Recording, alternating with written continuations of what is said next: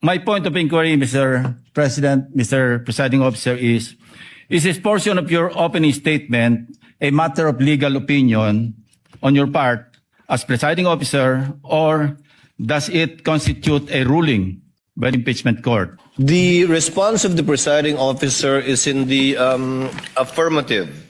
In fact, the journal that we just approved contains a similar inquiry by Senator Judge Cayetano yesterday when he inquired if it was the position and ruling of the presiding officer, and the presiding officer answered in the affirmative.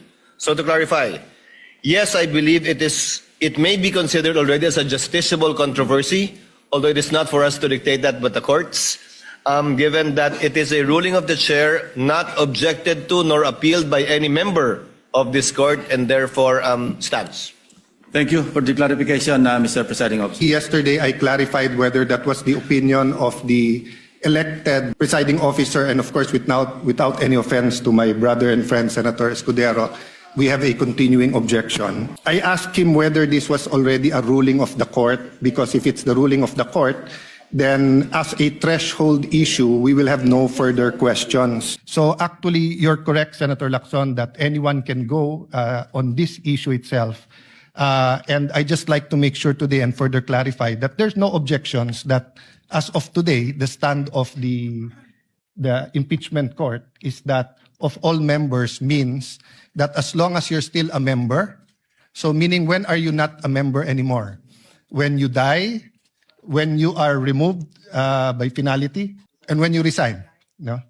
Otherwise, you are still a member, so you are still counted. And it is in that spirit that we ask, and we're preparing maybe a memoranda for all members to allow Senator Marcoleta and Senator Jinggoy, since they are going to have a vote. And if they are not allowed to vote, then that will be counted as a vote for acquittal. And that might be